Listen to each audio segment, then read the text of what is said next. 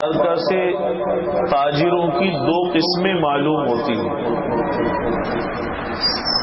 حضور علیہ الصلوۃ والسلام کے ارشادات میں اگر غور کیا جائے تو تاجروں کی دو قسمیں معلوم ہوتی ہیں۔ تاجروں کی ایک قسم تو وہ ہے جس کے بارے میں آپ کا ارشاد ہے التاجر الصدوق الامین، کہ وہ تاجر جو سچا بھی ہے امانت دار بھی ہے، سودا بیچتا ہے سچائی کے ساتھ سودا بیچتا ہے، جھوٹ نہیں بولتا، نفع کمانے کی خاطر اپنی عاقبت کا نقصان نہیں کرتا۔ دیکھیے ایک بات ایسی ہے، اگر انسان اسے اپنے دل میں بٹھا لے تو الحمدللہ تجارت میں کبھی جھوٹ بولنے کی نوبت نہیں آئے گی۔ وہ بات یہ ہے کہ وہ نقصان طے کر لے کہ دنیا کا کرنا ہے یا آخرت اور ایمان کا نقصان کرنا ہے۔ جس دن اس کے دل میں یہ بات بیٹھ گئی کہ نقصان دنیا کا گوارا ہے، آخرت کا نقصان گوارا نہیں ہے، انشاءاللہ اس دن اس کی تجارت سے جھوٹ ہمیشہ کے لیے نکل جائے گا۔ اگر مال میں عیب ہے تو عیب بتاتا ہے، مال اچھی طرح سے دکھلاتا ہے، اس کے بارے میں کوئی ایسی تعریف نہیں کرتا جو اس مال میں وصف موجود نہیں ہے۔ مثلا پاکستان کی بنی ہوئی چیز ہے تو یہ نہیں کہتا کہ جاپان کی ہے، یا گجرانوالہ کی ہے تو یہ نہیں کہتا یہ چین کی ہے، یا چین کی ہے تو یوں نہیں کہتا کہ یہ تھائی لینڈ کی ہے، صاف بات کرتا ہے۔ الصدوق کے معنی بہت سچا، کھرا آدمی ہے، صاف بات کرنے والا ہے۔ اور آپ یقین جانیے جتنے کامیاب تاجر ہیں ان کی کامیابی میں جھوٹ کا دخل نہیں ہے، سچ کا دخل ہے۔ جب کسی تاجر کی شناخت بن جائے ایک مرتبہ، لوگوں کو معلوم ہو جائے ان کی دکان پر جائیں گے، یہ ہمیں ایسی مشین دکھائیں گے اس میں جو عیب ہوگا سامنے رکھ دیں گے کہ آپ نے لینی ہے لے جائیں، آپ نے چھوڑنی ہے چھوڑ دیں۔ آپ یقین جانیے وہ 50 دکانیں چھوڑ کر جب سودا لینے آئے گا اسی کی دکان پر آئے گا۔ اس سچائی میں اللہ نے ایسی قوت رکھی ہے، بعض علماء نے لکھا ہے سچائی کے اندر اللہ نے مقناطیس سے زیادہ کھینچنے کی کوشش رکھی ہے۔ میں نے ایک وکیل کا واقعہ پڑھا، پہلے کسی زمانے میں جھوٹ بول کر جھوٹے کیس لڑتے تھے، کہیں سے بات سن لی کہ اس طرح سے روزی حرام ہو جاتی، بڑا پچھتائے کہ اتنے دلائل دیتے ہیں، اتنی عدالت میں ہم باتیں کرتے ہیں اور ساری کمائی حرام ہے۔ تو دل میں ٹھان لیا کہ چاہے فاقے ہو جائیں لیکن آئندہ جھوٹا کیس نہیں لڑنا۔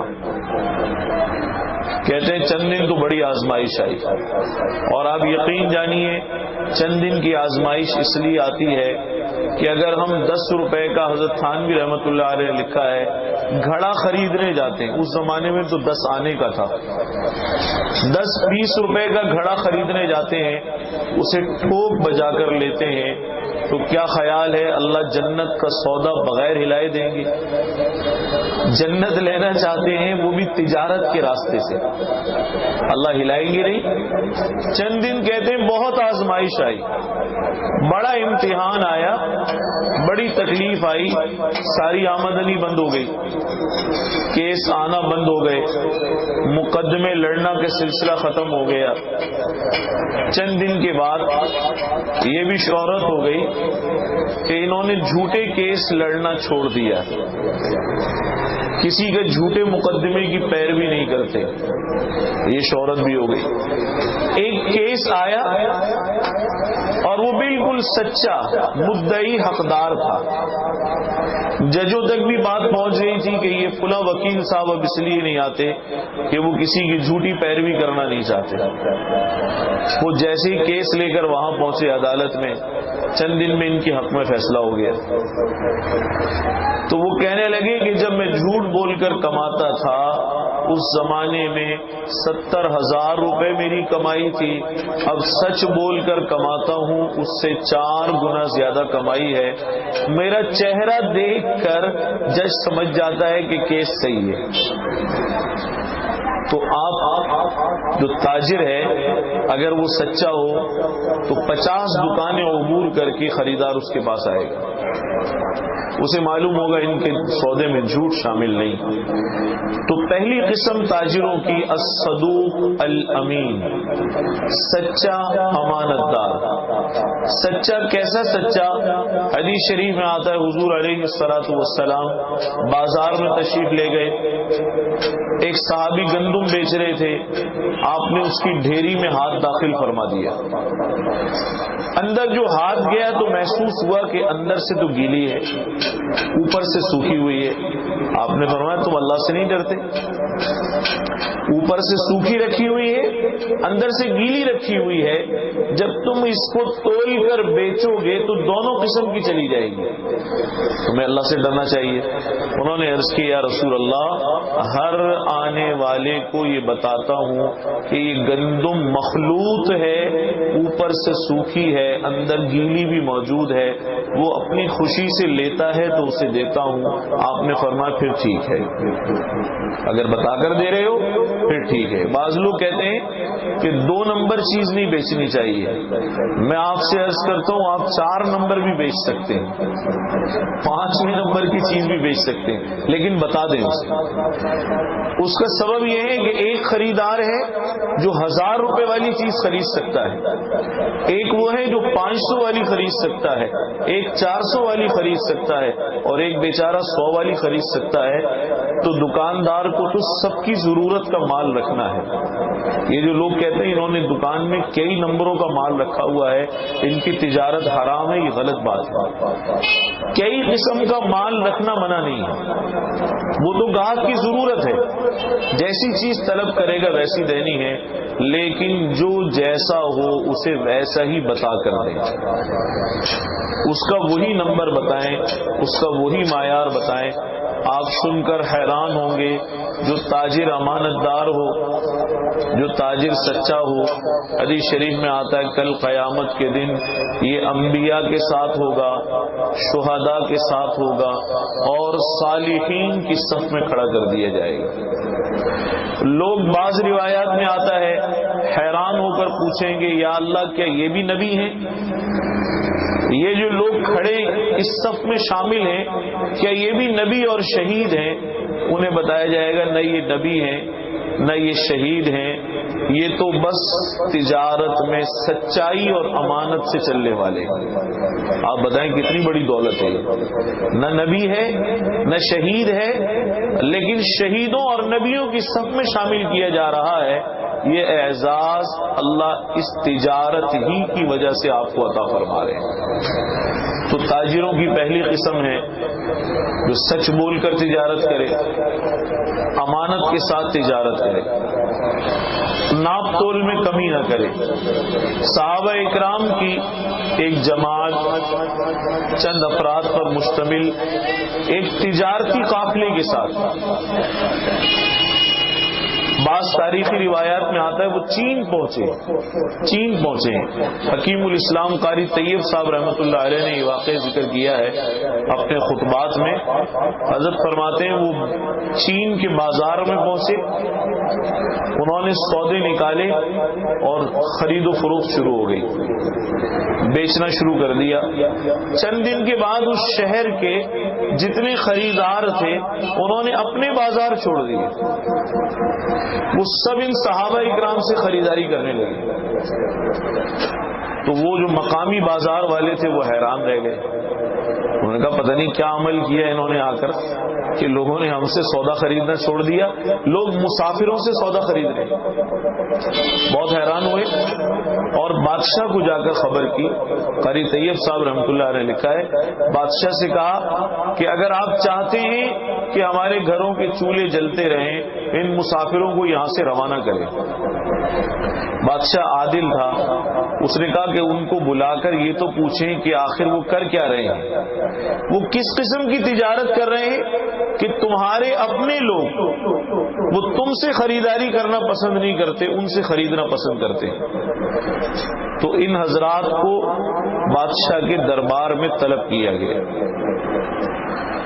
بادشاہ نے سوال کیا کہاں سے آئے؟ انہوں نے کہا عرب سے آئے، حجاز سے آئے۔ پھر اس نے سوال کیا کہ تم تجارت کس اصول پر کرتے ہو، تمہارا اصول کیا ہے تجارت کا؟ انہوں نے کہا ہمارے نبی نے ہمیں تجارت بھی سکھائی ہے اور تجارت کے چند اصول بتائے ہیں۔ ایک یہ بتایا ہے کہ اپنے مال کا عیب خود بتانا چاہیے، خود بتانا چاہیے، اپنے مال کا عیب خود ظاہر کر دینا چاہیے۔ دوسری بات یہ ہے کہ ناپ تول میں کمی سے منع کیا ہے۔ تیسری بات یہ ہے امانت میں خیانت سے منع کیا ہے، اور چوتھی بات یہ ہے ہمیں سچ کا حکم دیا ہے۔ کہا کہ تم ان چاروں باتوں پر عمل کرتے ہو؟ کہنے لگے ہاں ہم ان ساری باتوں پر عمل کرتے ہیں۔ تو اس نے آنے والے وفد کا بڑا احترام کیا، اور جو مقامی لوگ شکایت لے کر آئے تھے ان سے کہا یاد رکھنا جب تک یہ اس اصول پر قائم ہیں لوگ تم سے نہیں ان سے ہی خریدیں گے، اور حکم دیا کہ انہیں عزت سے ٹھہرایا جائے، احترام کے ساتھ ٹھہرایا جائے۔ بعض روایات میں آتا ہے یہ 20 افراد تھے، ان کے حسن سلوک سے آگے چل کر 20 لاکھ افراد مسلمان ہوئے۔ تو تجارت میں اگر سچائی ہے الحمدللہ بہت بڑا مقام ہے، بہت بڑا مرتبہ ہے، بڑی عزت کی بات ہے، بڑے مقام کی بات ہے۔ یہ تاجروں کی پہلی قسم ہے، اور تاجروں کی دوسری قسم ہے، حدیث شریف میں آتا ہے کہ کچھ تجار ایسے ہیں یحشر فجارا، قیامت کے دن بدکار اٹھائے جائیں گے۔ یہ دوسری قسم جو ہے تاجروں کی وہ بھی ذرا سمجھ لینی چاہیے۔ پہلی قسم تو وہ ہے جن کا یہ اعزاز ہے، نبیوں کے ساتھ اٹھائے جائیں گے، شہداء کے ساتھ اٹھائے جائیں گے، صدیقین کے ساتھ اٹھائے جائیں گے۔ اللہ معاف فرمائے دوسری قسم وہ ہے جو قیامت کے دن بدکاروں کی صف میں اٹھائے جائیں گے۔ پوچھا گیا یہ بدکاروں کی صف میں کون اٹھائے جائیں گے؟ تو بعض دیگر روایات میں آتا ہے کہ وہ لوگ بدکاروں کی صف میں اٹھائے جائیں گے جو امانت میں خیانت کرنے والے، سودا جھوٹ بول کر بیچنے والے، عیب چھپا دینے والے، بتاتا نہیں ہے چھپاتا ہے۔ تو بھئی یاد رکھیں اگر یہ تجارت صحیح طریقے سے ہے تو عبادت ہے، صحیح طریقے سے ہے تو عبادت ہے۔